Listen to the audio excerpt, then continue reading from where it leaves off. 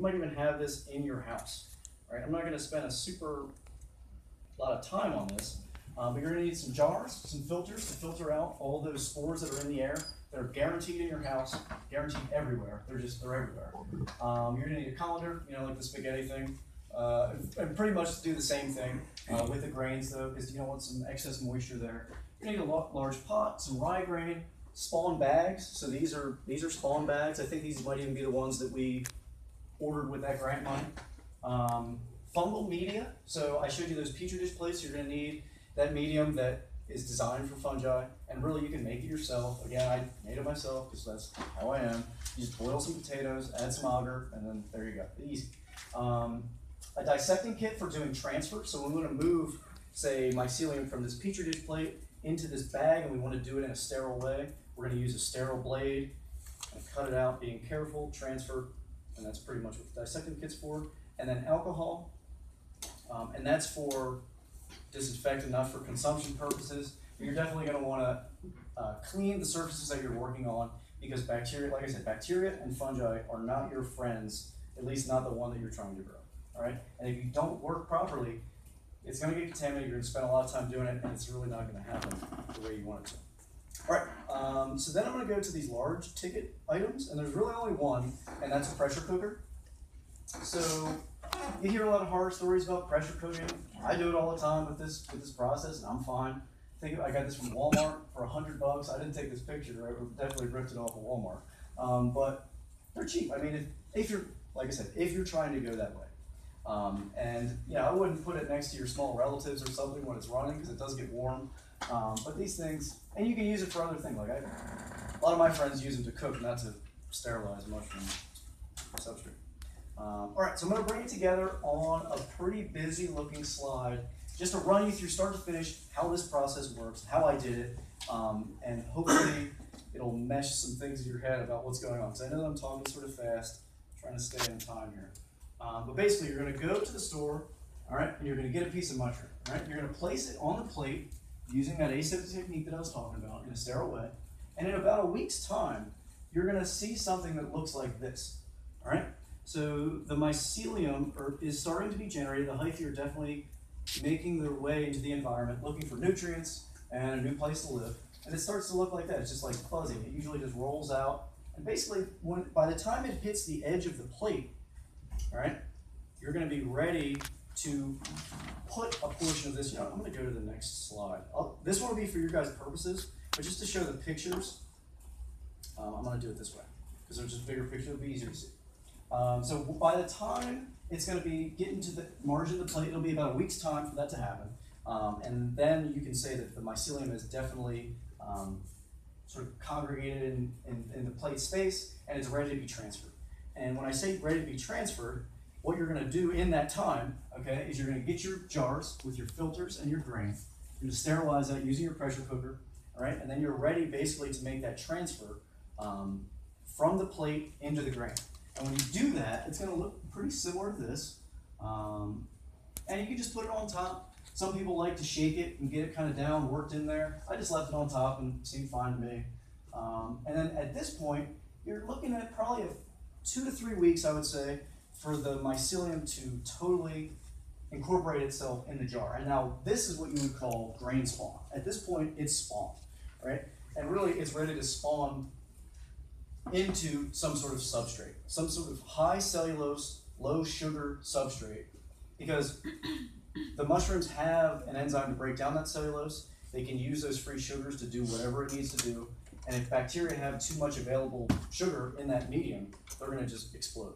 Because again, the growth time is just, it's not even comparable. I mean, they're so quick and it's hard to keep control of them. So we're going to take a bunch of this spawn, really. This picture just shows a little piece, but you're going to take a pretty decent amount of it and inoculate your substrate, right? So this is the spawn, this is the substrate, just some hay will do. People use coffee, wood chips, depends on the species really, but there's a bunch of things that you can use to do that. And I'm sure, like I said, Enzo is going to be talking about that.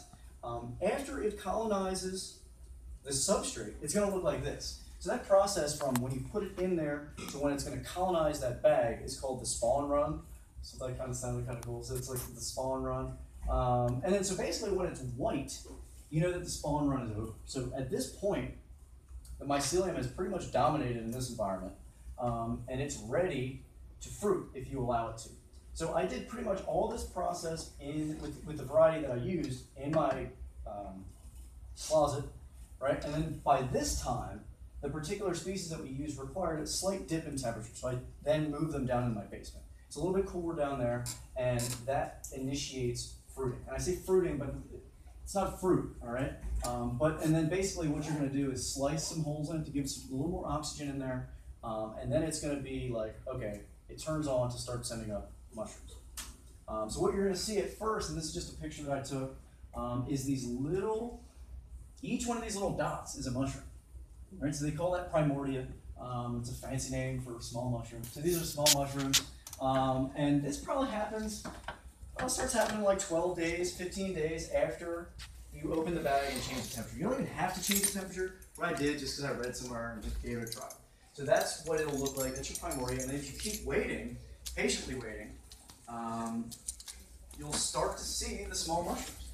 So these little pins start to grow up right before your eyes, and pretty quickly. It's amazing how quick they work.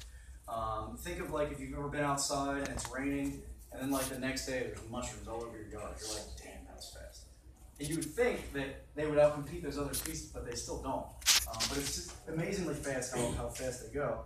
And then at the end, the mature mushroom looks like this. And this is a picture I took just in my kitchen with some black construction paper of one of the mature ones. I got, I don't know, a couple of pounds off of that bag. And it really depends. Like some of them I let dry out, so I didn't get as many. So you got to keep those bags definitely hydrated since you've opened it up. And that's kind of the deal. I mean, you can do this with many species, and that's how I did it.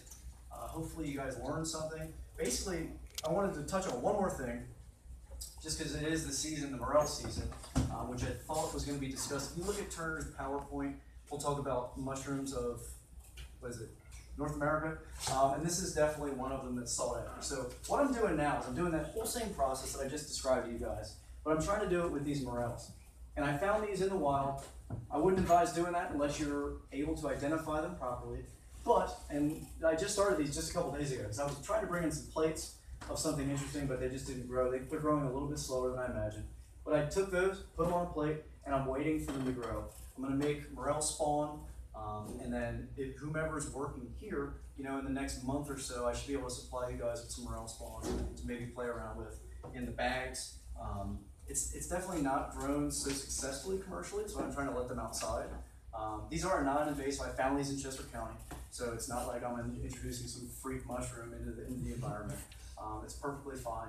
And hopefully next spring, I'll be able to go out in my backyard and see these things popping up around my pool. So it's just kind of like an application of the process that I just described to you. It's a little bit more challenging when you're dealing with environmental samples, because they're covered in all kinds of fun stuff that isn't in the grocery store. So it's a little bit more challenging, but fun nonetheless. And I think I've hit my time, so if there is time for any questions, I'd be happy to answer them. But yeah, I could probably spell on for a long time. You mentioned grain for starting your lawn. Yeah. What kind of grain did you have? So I used organic rye grain that you can purchase on the internet. Some feed stores will sell it. And really the reason that I used that in particular is because the research that I did said that that's what everybody uses, is the rye grain. And there's a process to get it ready to be colonized.